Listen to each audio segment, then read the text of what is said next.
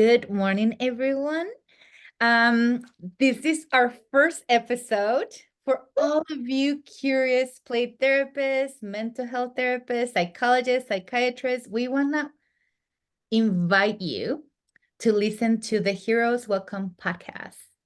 I'm going to be one of the hosts. My name is Liliana Baylon. I'm a licensed marriage and family therapist and registered play therapist, and I'm here with I'm Maria Laquerre-Diego. I'm also a licensed marriage and family therapist and a registered play therapist supervisor. Look at us, our little twinsy selves. That's exactly what it is. And we want to tell you a little bit about why these podcasts, because there's lots of podcasts that you can listen to. It's not like, let's do one more, why not? But it was more of an idea. So Maria and I get together here and there, either for trainings. This year we started a work-in retreat, and we were discussing that what we feel was a need in our field, which is what is it that we want either colleagues or the public to understand about the world of mental health? What is it that we talk? What is it that we don't talk? What is stigma even within us? What is the groups that are accepted? The groups that are not so welcome? I'm gonna use that word. Um, so yeah, like what else would you add here, Maria? Yeah, so I own a group practice based in Las Cruces, New Mexico, which allows me to help kind of bolster up new and upcoming therapists. And really, I mean, originally some of this was really heavily in terms of play therapy discussions. And we've kind of broadened that because we have a lot of conversations we would like to just bring light to. And that's really kind of what started all of this. Liliana and I can chat for days and days. And we find ourselves having these conversations with other individuals in our field that we feel like don't get enough light. They don't get enough attention. And sometimes it can be really scary to put out some of our truths and some of our feelings in the field.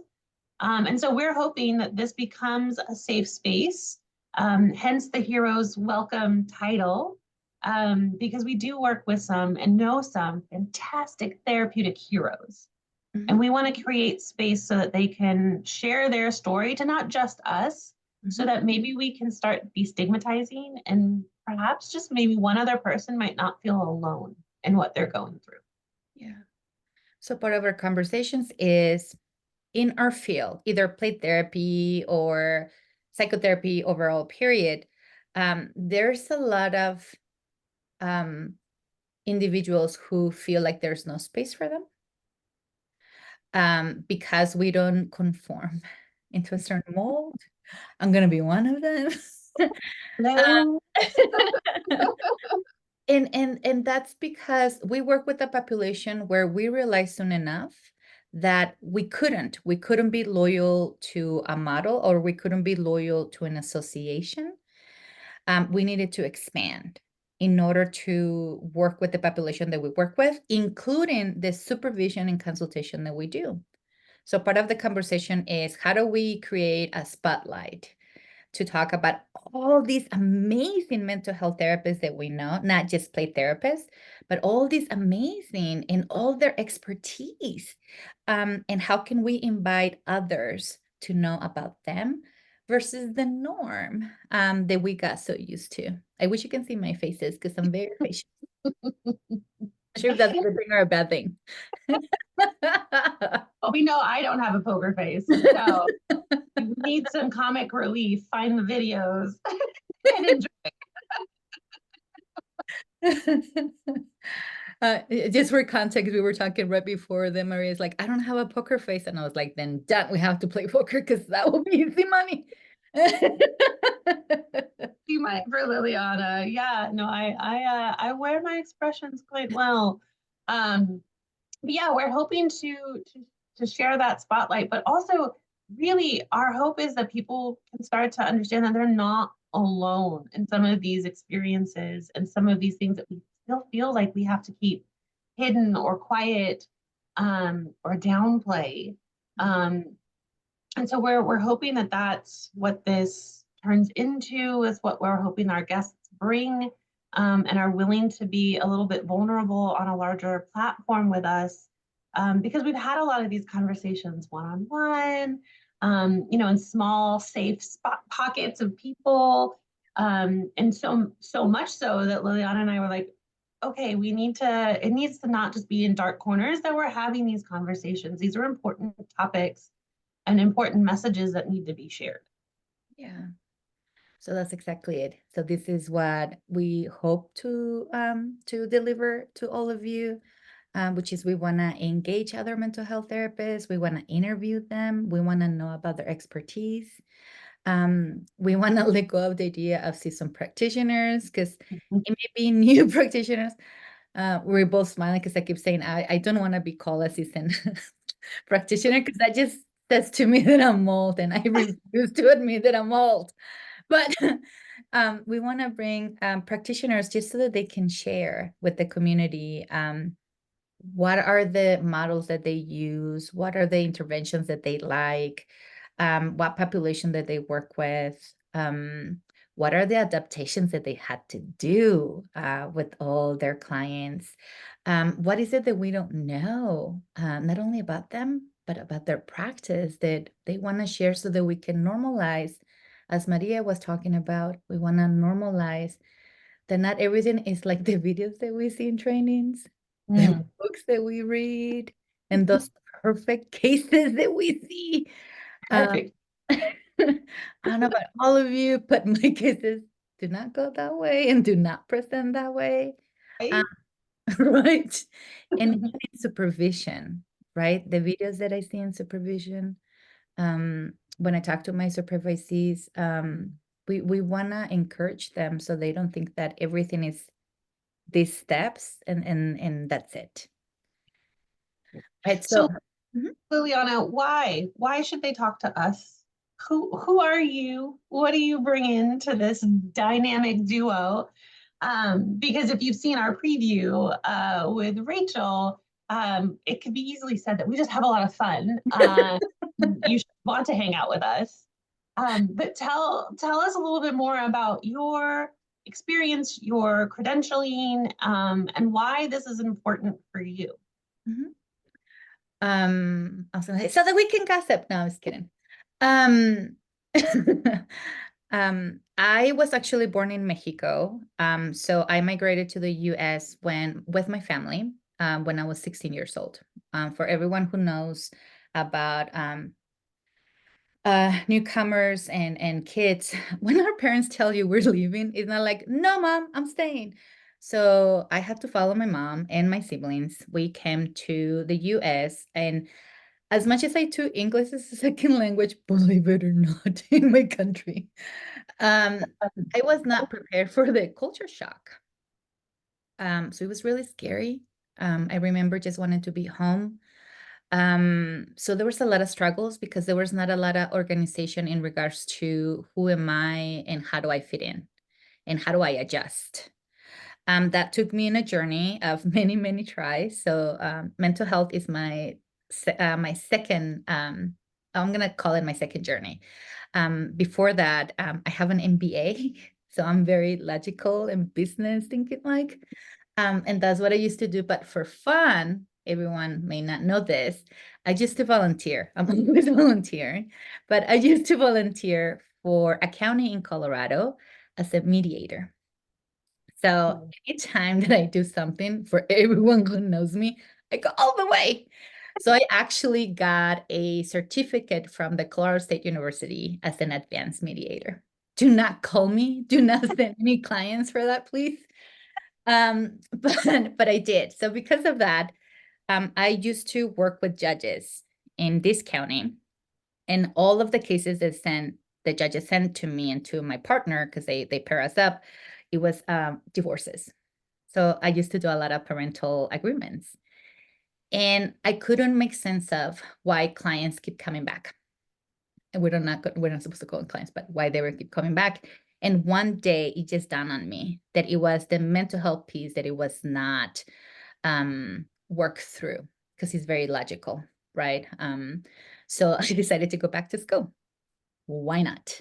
So I got my master's program in counseling, and it was even in my master's program with counseling that I knew that I wanted to work with children. And it was my first class in child therapy that sold me on. So while I was doing my master's program, I simultaneously was taking classes. I did the research and I started taking classes to become a registered play therapist. Um, but even in working on those two programs, I realized that the population that I was working with, which is a privilege because I'm bilingual, I'm bicultural, automatically they will assign me those clients. Sure. It's not something that I asked for, it's something that was just assigned. And I realized that everything that I read was based on stereotypes. And the supervision that I was getting, it was also almost like bias based on stereotypes. There was no truly understanding of what they needed. And it was more of diagnosis and labels. And from that moment on, I was an outsider because I started doing everything but what I was told to do. Sorry, supervisors. If you know Liliana, you know that's still true. So sorry, but not sorry. And since that moment on, I started doing a different kind of work, which is let me share with you. I think you're about to hear my dog. Let me share with you what I have learned on my in my journey as a mental health therapist in regards to when you're working with newcomers, which that's what we're calling migrants, where when you're working with newcomers, there's a lot of things that we do not know. And because I have learned that along my way, not only because of a personal experience, but also the professional experience, I decided, let me advocate and let me share what I know with others. So that by himself make me feel not welcome. And it can be a perception. But my accent will get in the way. The way that I think sometimes will get in the way because people will dismiss it right away of that's not how we do things. Sure.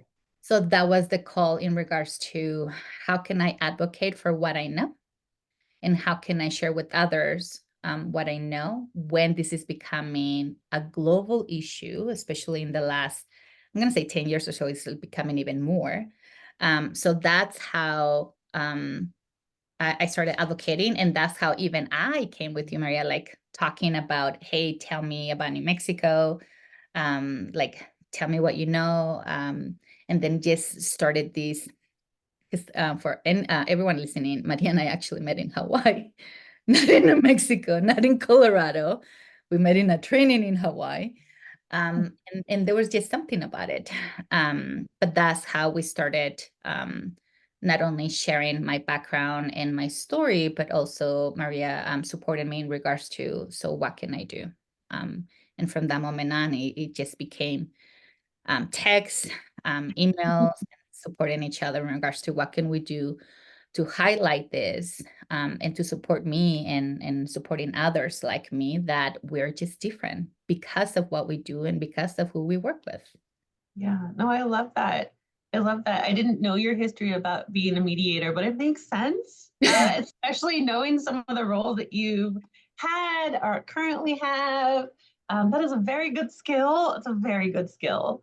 And I did know that you had your MBA, but I love that because I think that gives you such a solid foundation for doing what you're doing that we don't, those of us that did not pursue that and just have a straight clinical based degree, we're learning that business piece after the fact.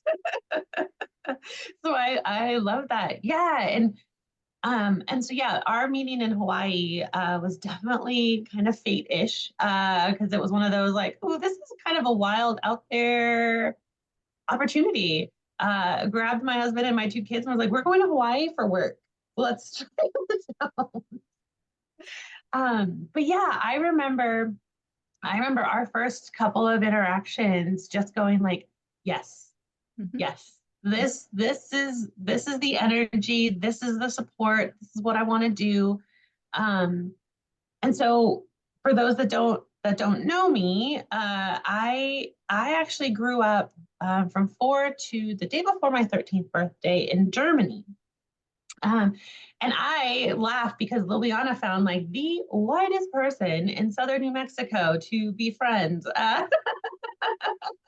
Because by looking at me, you would not guess, right? So I get a lot of assumptions that I am, you know, which I am. I'm Caucasian, but my background is my formative years were not here, based in the U.S. Mhm. So moving here as a teenager, a very angsty, moody teenager, um, it became really evident to me that I just thought about things a little different, did things a little bit different.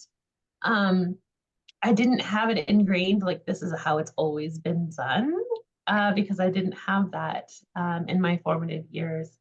I've been very blessed with connections with other professionals early on in my career, um, and then having to sit down and take ownership of my privilege and how and deciding how I want to use that. And that for me was a lot of the drive for this podcast.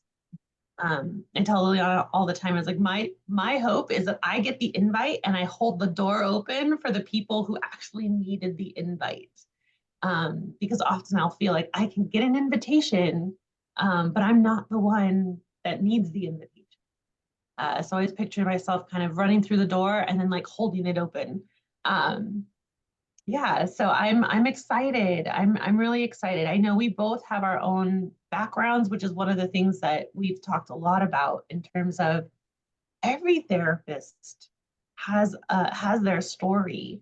Mhm. Um, I mean, I remember back in grad school, right? Like, why are you called to this field assignment, right? Yeah. Everyone has their story, and somewhere along the way, those get pushed aside, Mhm. and we're told to like dim it down, Yes. and stay in the box. And so our hope with this is we're not doing that. We're not staying in the box. I had a really good friend earlier this week tell me, she's like, Maria, you're so outside of the box. You've created your own box. And we love this for you. But I know that that's not unique. That's not just me. That's not just you, Liliana. We have so many that we know and so many other therapeutic heroes that we don't know yet, who we want to find out what's in your box, how's it going, how did you get there, and how can we support that. Mhm. Because yeah, what works for one does not work for all. Yes. I'll say amen.